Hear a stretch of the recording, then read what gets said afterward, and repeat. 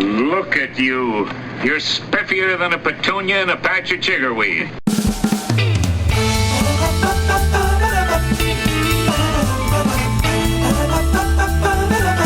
They had two big leaks, cracks in it.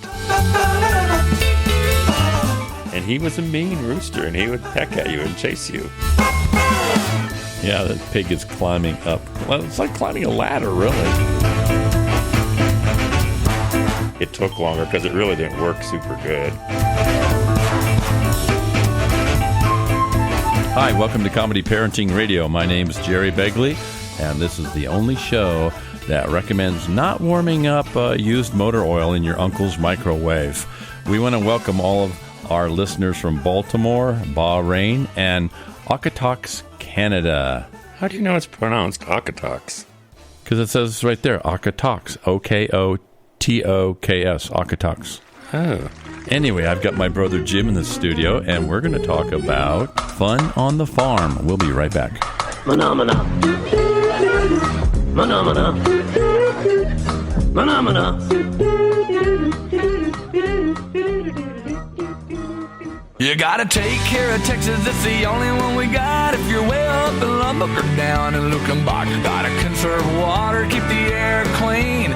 Take care of Texas, don't you know what I mean, y'all? Kevin Fowler here. Texas has clean air, rivers, and lakes, so let's get outdoors and enjoy them.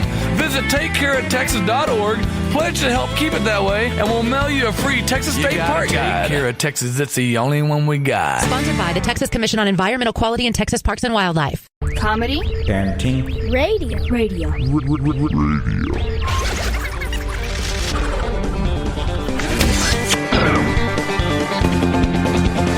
hey, Mr. Policeman. Bet I can drive faster than you can. Come on, hoss, let's have some fun. Go on, shoot me with a radar gun. You look bored and I sure am. Catch me if you can. Hey, Mr. Policeman. We're back with Comedy Parenting Radio. My brother Jim, welcome to Studio B. Jim, how's it feel to be clear up here? Great. Are we at like 10,000 feet? 8,500, but if you want, I'll give you a pair of... You could stand on the roof with some stilts, so you'll be closer to 10,000. Okay, that'll work. Yeah. You don't want to get on his roof. That's for sure. We're on the edge of a cliff. Anyway, we're going to be talking about fun on the farm. Jim and I and other brothers and sisters grew up in northern Indiana, and we were on a farm for several years, and it was magical, wasn't it? It was indeed different. It had so many unique things.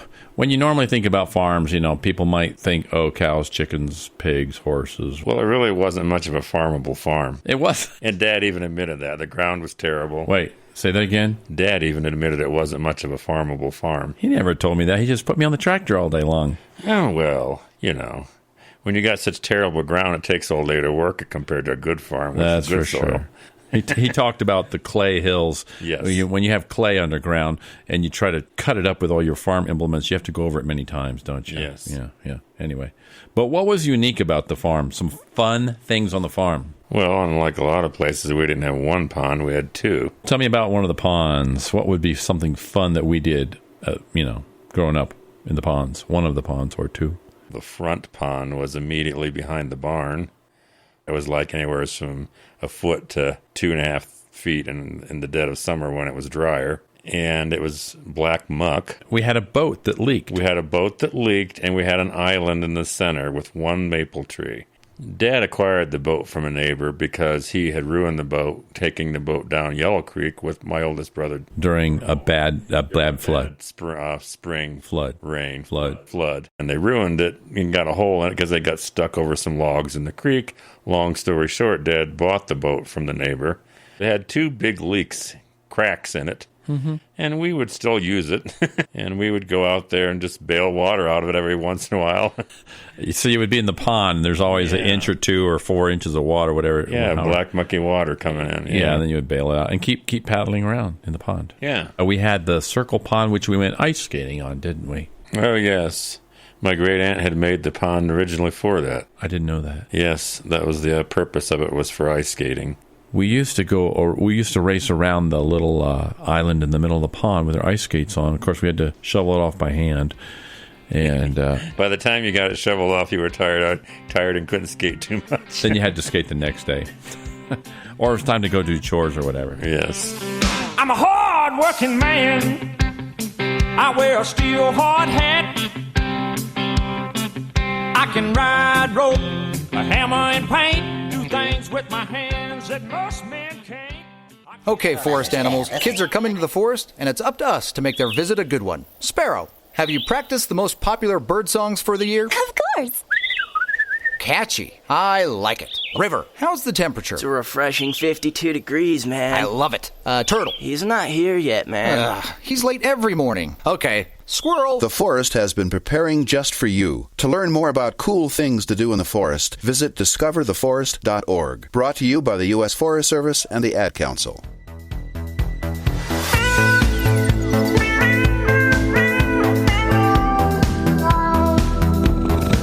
Captain, I must inform you, you are listening to Comedy Parenting Radio.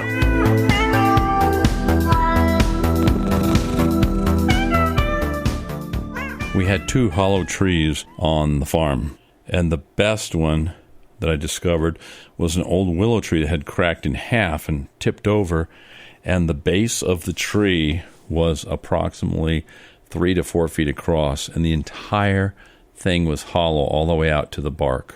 And you could climb up about 6 feet high and then slide down into the tree. Do you remember that? We used to watch The Fox. Yep. I was back there with my dad and Mark Drudge, and my dad was just doing some cutting with a chainsaw. We were going to help pick up wood afterwards. And I said to Mark, let's play hide and seek, and here's the boundary right here, 200 feet. I'll hide, you count. And I climbed in the hollow tree, and Mark looked for me for like 10 minutes. My dad's over there sawing, just laughing and laughing while I saw us, because I'm standing inside of a hollow tree you can only access if you go up in the air about 6-8 feet and slide down in. So anyway, then Mark finally came, and he crawled into the tree with me. So if you ever read the book My Side of the Mountain, it was exactly like that, and it was on our farm. What about baling hay? Stacking was a notorious thing to do on the hills. The farm was not flat. And the hay fields were on the steepest part of the farm. Yeah, I don't know. Teaching some young boys how to stack hay on a hill slopes, it doesn't work. It was great. The thing is, you had to drive either straight up the hill or straight down the hill. And you didn't want to be on the downside of the wagon if they fell off. No, if you're on the downhill side of the wagon and it all tipped over, you would be buried alive under tons of hay. Just like when John fell through. Fell through what? Was standing over the hole in the hayloft where we threw hay down. Oh, yeah. And all of a sudden he disappeared. That was so cool. It was like a sci-fi movie. We're up in the hayloft, and we looked over, and my brother was gone. I mean, gone, and he was little. Time machine gone. He was probably 6 years old. Mm-hmm. And what you have is a hole in the hayloft that's about maybe 3 feet by 2 feet. Yeah, 2 by 3 feet, and you would just throw the hay down through there, or the straw or whatever. And he just stepped over and fell through the hole down into. Well, he was standing over it. There was loose. I think there was bales or something over it, and he didn't see it, and then he went through. And we looked down the hole, and he's laying there in the manure, laying on his back, looking up at us. That was funny. Yeah. What's the most fun you can have in the barn with straw? Oh, it was making forts. Yeah. Mazes that you go through, and all of a sudden you're crawling along and you fall in a pit. You would just make tunnels. You would stack the hay a certain way, make tunnels that were about 2.5 feet high, usually, and then maybe by 1.5 feet wide. And you would just crawl through there like rats, just as fast as you could. And they would be dark and dusty. And then we would play like monster chasing. It's terror. It's sheer terror when you're a kid and you're being chased by a dinosaur inside of a hay fort. Oh, yes. Because you hear them coming. You could die. You can feel them behind you sometimes. Yeah. You're listening to Comedy Parenting Radio. We'll be right back. Old Matt Palmer had a misfit farm, E-I-E-I-O. And on this farm he's got a narcoleptic pig, E-I-E-I-O. With a here and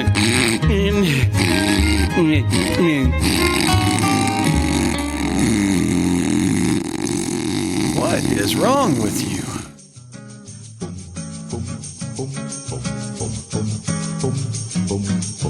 Are you a failure as a parent or grandparent?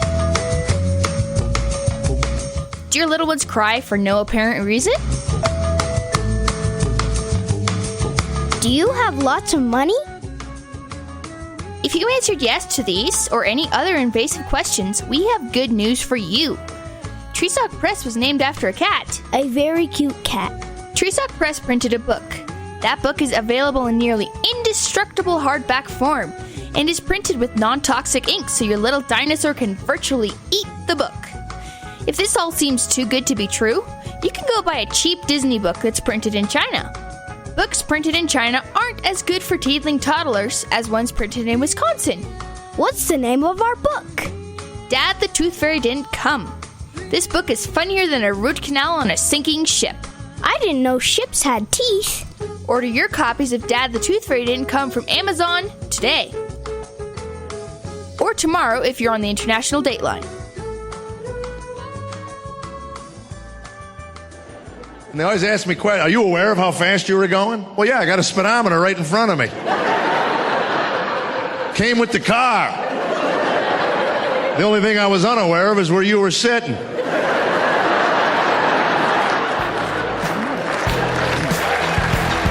I took a little risk. Send lawyers, guns, and money. Dad, get me out of this. Ha! Comedy, parenting, radio.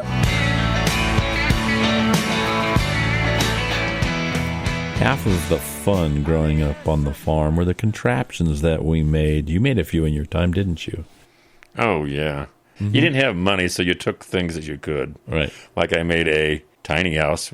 What other contraptions have you made? Like that pea shelling machine? Oh, wow. Yeah. I thought I could help Mom out. She worked so hard shelling her peas. So basically all it was a chicken cage that rolled around on a... Chicken cage? Kind of like these lotto wheels they have now with a paddle inside. It took longer because it really didn't work super good. We had some unusual means of transportation on the farm, didn't we? Like the one you made, or what was it? The rickshaw? Yeah, the rickshaw. Oh, wow. I mean, listen, folks, if you ever think about northern Indiana farm with a rickshaw, go for it. Well, I wanted something to take my friends on rides with. I found 2 forks in front of a bicycle, had the neighbors across the road weld them together. The engineering on it wasn't quite the best. It was too high for its wheelbase. It was pretty flimsy. And then what connected that whole chassis to the bicycle was just a 2x4. Did I ever ride in that more than once? Probably not. Some animals on the farm. Animals, as you might guess, are not always predictable. We had a pig, didn't we? Yeah. Did we call him Wilbur? It was either Wilbur or Arnold. We probably ever had... I think it might have been Arnold. Yeah, you're right. And he was in an old shed out back. It just had a door in the front that we kept it boarded up with slats on the bottom half. So he was in the pen, in the old shed. But he learned to crawl over those slats, and Dad would keep putting nail another slat up. Higher. And higher. And the pig is climbing up. It's like climbing a ladder, really. Yes. What about the rooster? Well, the real one to tell you that probably should be Dixie. Bless her heart, the poor kid. We had an old manure spreader, and we had a rooster named Charlie. He was part of our chicken clan, and he was a mean rooster, and he would peck at you and chase you. At least so says Dixie. And evidently, one time, he chased her to where she had to crawl up on the manure spreader to get away from him. The dirty old manure spreader. And if you guys know anything about manure spreaders, there are good times of the year to climb up there, and there are bad times of the year to climb up there. Yeah, evidently this was not the best time. No, because come springtime, the manure comes out of the barn into the manure spreader and gets spread around, and so there's... Might have been a little fresh yet. Yeah, I think it was a little fresh. Yeah, poor Dixie. Okay, you've been listening to Comedy Parenting Radio, Fun on the Farm with Jim. I want to thank you for coming up in the studio today. Oh, you're welcome. And when you go, would you mind moving the manure spreader out back? It's a little bit like a company. Oh, yeah, I got to go make some cheese first. All right, we'll see you. Bye-bye.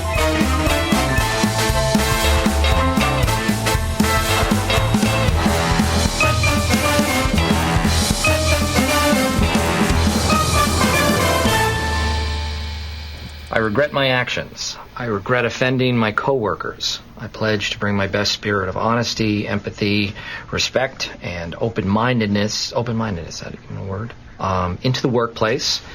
In this way, I can truly be a hero. Signed, Daffy Duck.